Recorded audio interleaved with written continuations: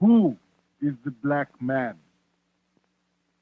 The black man in the West has ceased to be black, not of his own volition, but he's actually been stripped of his blackness.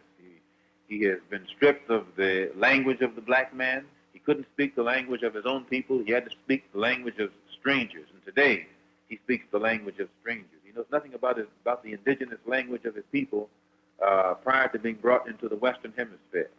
He has been stripped of the black man's name. He has been stripped of the black man's culture, and actually also stripped of the black man's history.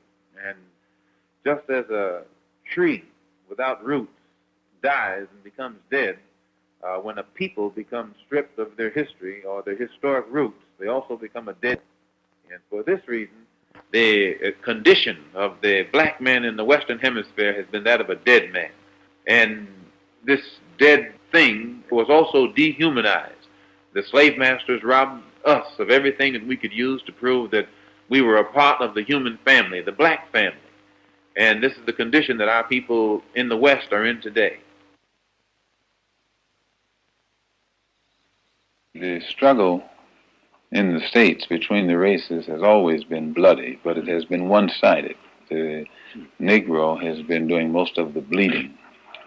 But I believe he's beginning to feel that bleeding should be reciprocal. It should be done equally on both sides. Everybody should bleed. If the Negro is going to bleed, everybody should bleed. And I think he's beginning to see this, that it should be equalized. The struggle of the colored peoples of the world against the forces of Western imperialism and its agents has been going on for a long time.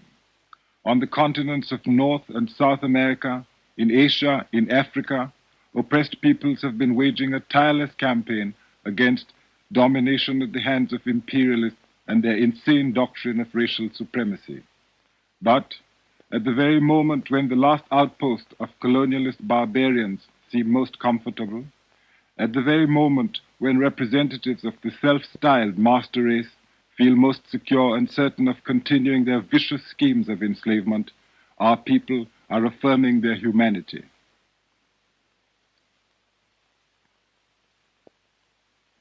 We are demanding an end to centuries of exploitation. We are proving that imperialism, far from being invincible, is now on its last legs. Indeed, throughout the world, the colored peoples are mobilizing and uniting their ranks to intensify and to speed up the certain death of colonialism and neo-colonialism.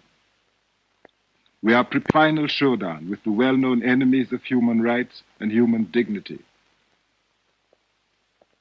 Today, intimidation through fear and the reign of the Ku Klux Klan is facing destruction. And what is the actual situation in the United States, where over 20 million colored people virtually live as a colonized nation under racist and economic oppression? Well, for the past 10 years, the struggle in America has been confined to what has been projected to the public as a civil rights struggle. And in that context, it has remained a domestic problem. It has remained within the jurisdiction of the United States. And as such, it has been impossible for the Afro-Americans or American Negroes to try and enlist the support of other dark-skinned people who are being oppressed the world over in that struggle. And the difference now in the direction that the struggle is taking from the direction that the struggle has been going in the past, there are many of our people who are thinking more deeply and more broadly and are beginning to see the importance of lifting it out of the national context or out of the domestic context or beyond the jurisdiction of the United States government. And the only way this can be done is by internationalizing the problem and putting it at a level where it can be taken into the United Nations, and then all of the other independent nations on this earth can involve themselves in our struggle and support us. And the only way by which this can be done, instead of it being called civil rights in the future, we're going to have to label it a human rights struggle or the struggle for human rights. And as such, we can then take it into the United Nations through the avenues that have been set up by the United Nations Commission on Human Rights. We can take our problem before the United Nations in the same manner that the problem of South Africa, Angola, Mozambique, Hungary, the Arab refugee problem, it becomes a world problem. And as the world problem, then the Afro-American or the so-called Negroes full results, because it's not left up to the one who's responsible for it anymore, but it's put at a level where the whole can see that our plight is wrong. It stood in our path in the past. It also makes a difference in the leadership. Those who have been posing as leaders of our people in America in the past, they can pose on this local stage where Uncle Sam is the master of the show and can prop them up and make them look good or make them look better than they actually are by giving them token gains and building them up an image. But when they step onto the international stage or the world stage, then Uncle Sam can't prop them up anymore. And their ability or lack of ability becomes exposed. And if they can lead us forward, they remain leaders. But if they can't, then they have to step aside and more qualified and bona fide leaders step up from the masses of our people, and then we get faster progress. We get more results. Malcolm X came from the masses as a genuine leader of his people. He was well aware of the false divisions planted between them, for he himself had overcome many of these artificial barriers to emerge as a voice which raised our strongest demands for freedom and justice in America. This man combined his recognition of the chief enemy of the African and Afro-American people with an objective knowledge of where our strength lay. He talks about the black intellectual, he talks about education, revolutionary education, he talks about the tasks of our women. Well, in the past, the Afro-American or American Negro intellectual perhaps permitted himself to be used in a way that wasn't really beneficial to the overall Afro-American struggle. But I think today these intellectuals have begun to undertake a new appraisal of the problem, looking at it as it actually is, and are beginning to see it more in the international context and the relation that it has with the African struggle.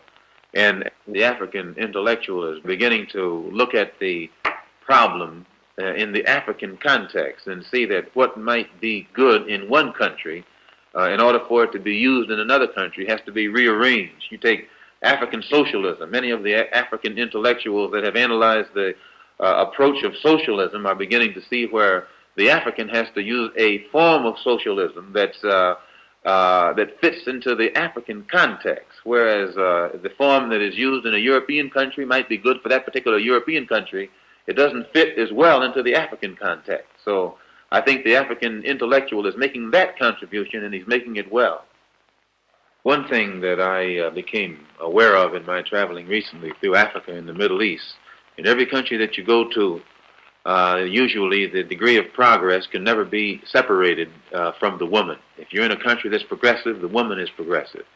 If you're in a country that reflects a consciousness toward the importance of education, it's because the woman is aware of the importance of education. But in every backward country, you'll find the women are backward. And in every country where education is not stressed, it's because the women don't have education. So one of the things I became thoroughly convinced of in my recent travels is the importance of giving freedom to the woman, giving her education, and giving her the incentive to get out there and put that same spirit and understanding in the children.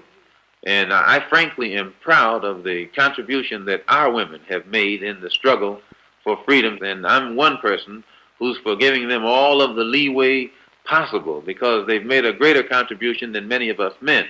And one of the best ways that they can help is to encourage the man, try and inspire him to be more militant and turn him away from being nonviolent and passive and meek and Uncle Tomish. Make him aware that the black woman wants to see her man be a man instead of around here using religion as an excuse to be a coward, and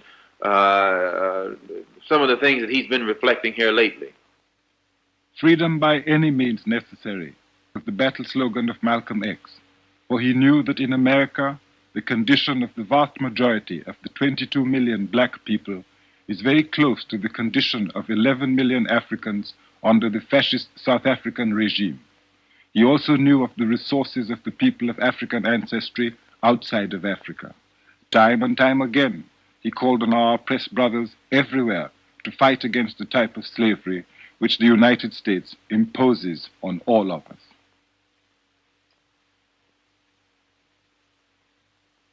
Most people, when we say Afro-American, they think only of the Negroes in the United States. But they don't realize that two-thirds of Brazil consists of people of African blood, which means they're also Afro-American because Brazil is in South America. And in all of these, many of these countries in South America and Central America, and even in Canada, they are heavily populated with people whose ancestors came from Africa. So when you total up the number of Afro-Americans, real Afro-Americans, in the Western Hemisphere, there are perhaps 100 million. And if these people ever unite among themselves, not only is it necessary for the Afro-Americans in the United States to be organized, but it's also necessary for the Afro-Americans in the Caribbean, or the Afro-Cubans, the Afro-Brazilians. It's necessary for all of them to be organized. And then once they are organized in each place, we have to organize among ourselves so that the Afro-American in the United States will be working in conjunction in a coordinated program with those who are in Cuba and those in Brazil and those in Venezuela and those throughout the Caribbean and Haiti and in the West Indian Islands. And in this way, we actually get strength. And it's not an accident that there's no organization existing in the Western Hemisphere that's designed toward that end. It would be a direct threat to imperialism as it really exists and to colonialism as it exists in the West. And one of the things that's going to help to bring this about is the independence of Africa. And one of the only reasons that we in the West have never organized, we have hated our image and our African image. And because Africa has been in the hands of people who have created an image of Africa that's negative and hateful. And it has been hateful to us. We haven't wanted to identify with it. But now that Africa is getting independent and in a position to create its own image, and it's a positive image, those of us in the West look at the African image and see how positive it is. We begin to identify with it. We become proud of Africa, and we become proud of our African blood, our African heritage. And this is what is beginning to make the Africans in the Western Hemisphere today develop more race pride. And as this race pride develops, then it has the tendency to make us want to unite together and work together. And your Western imperialists and colonialists consider this to be a grave threat. More threat than communism or Marxism or socialism or anything else. The Africanism is what they consider to be the real threat. Yes, undoubtedly. One of the major elements of the center of Malcolm X's revolutionary strategy is solidarity, the natural solidarity which must be restored between the Afro-American and his African brother in their common fight against a common enemy. The Organization of Afro-American Unity sees the only hope for the black man in America in a strong Africa, and the necessity of the Afro-American becoming inseparably linked with the overall program that's existing on the African continent. The two problems must be solved together, and the two forces must go forward together. And so the Organization of Afro-American Unity has a program to link the Afro-Americans with the Africans and the Africans with the Afro-Americans. When I say Afro-Americans, I mean those throughout the entire Western Hemisphere. This is our only hope. Our hope is in a strong Africa. And when Africa is strong, our position in America will be one of respect. But if Africa is weak, we will never be in a position of respect in America. They used to have a saying that one doesn't have a Chinaman's chance. But they don't say that anymore. They used that expression back when China was weak. But now since Mao Zedong has been successful in making China a strong country, the Chinese have more chance than anybody else. So this saying has become outdated. Well, just as it took a strong China to give a Chinese person respect wherever that Chinese person is found on this earth, when we get a strong Africa, the person of African origin or African ancestry will be respected any place on this earth, even in America. But he will not be respected in America until Africa is strong, just as the Chinaman wasn't respected abroad until China became strong. He was a leader who knew that self-reliance is the only security for lasting freedom and independence. This is why he rejected the claims for white participation in the leadership of the Afro-American freedom movement. This is why he respected the example of the Chinese people in their revolutionary struggle. How did he view the success of China in developing nuclear weapons for her defense? Well, I think it's one of the greatest things that has ever happened, because up until now, the nuclear devices have been in the hands of Europeans. They've exercised a monopoly over the nuclear weapons, or over the ability to produce nuclear weapons. But now the Chinese have evened it. They've equalized it by being successful, by being a non-white or non-European nation, and at the same time developing successfully the ability to produce nuclear weapons. So as far as I'm concerned, it was a very good thing, and I do hope that they are able to build bigger ones and better ones every day, because the only language that the European power, the language of power, and a dark nation has or speak the language that these imperialists understand. And China has developed the ability to be in that position, and as long as she can speak the language that they understand, it's better for the other dark countries. Yes, men like this live always in the shadow of danger. He was born in white America, but his vision reaches far beyond those limits. It goes deep into the future of the black man. Today, for the first time, the black people of the West are beginning to look homeward. They're beginning to look back toward the mother continent of Africa, and they're gaining spiritual strength from these roots. The African continent is on the rise, the motherland is on the rise, and our people all over the Western Hemisphere are looking back at this rising continent and the unity of that continent, and it's giving us strength and hope for the future. And for the first time, not only is the black man on the African continent fighting and seeking and fighting for his place in the sun, but his fight is putting the same spirit in the black people in the West, and we are also seeking and fighting for our place in the sun, and we will not rest until that place has been secured. What's your plan now? I'm going back to the States first and see how my family is doing. You know, Yes. got a family there, and see what develops.